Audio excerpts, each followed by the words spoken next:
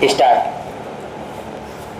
सभापति महोदय, हमारे देश में गृह मंत्रालय और गृह मंत्री का कितना महत्व है, इसका अनुमान इसी से लगाया जा सकता है कि स्वतंत्र भारत में गृह मंत्रालय का भार सरदार पटेल ने स्वयं अपने कंधों पर लिया।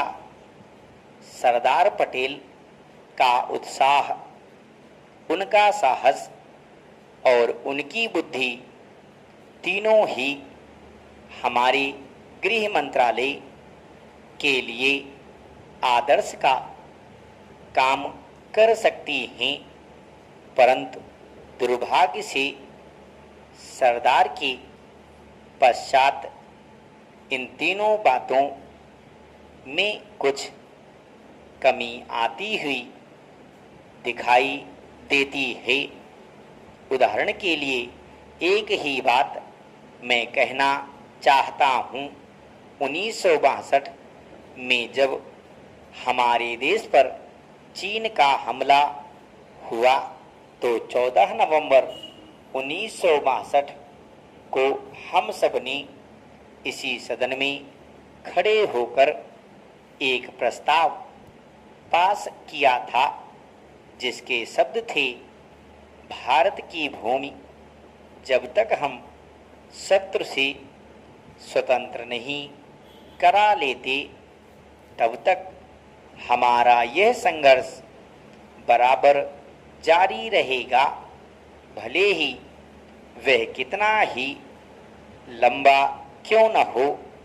लेकिन कुछ दिन बाद आगे चलकर हमने राष्ट्रीय एकता सप्ताह या दिवस मनाना शुरू किया, तो हमने उस प्रतिज्ञा को कुछ दूसरे शब्दों में बदल दिया। उस प्रतिज्ञा के शब्द थे, मैं अपनी देशवासियों के संकल्प को दोहराता हूँ कि मैं अपने देश की स्वतंत्रता तथा एकता की रक्षा करूँगा, चाहे इसके लिए कितना ही कड़ा और लंबा संघर्ष क्यों ना करना पड़े। मैं राष्ट्रीय एकता तथा बल के लिए तन मन से काम करने की शपथ लेता हूँ। लेकिन इस बार राष्ट्रीय एकता सप्ताह के सिलसिले में एक छोटा सा प्रकाशन भारत सरकार की ओर से प्रकाशित हुआ।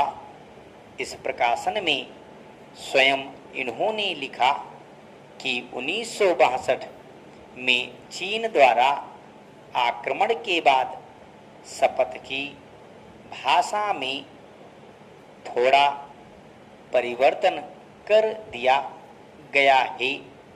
जो शब्द बदल दिए गए हैं उनको भी मैं सदन की जानकारी के लिए सुनाना चाहता हूँ। मैं प्रतिज्ञा करता हूँ कि मैं कभी हिंसा का प्रयोग नहीं करूँगा।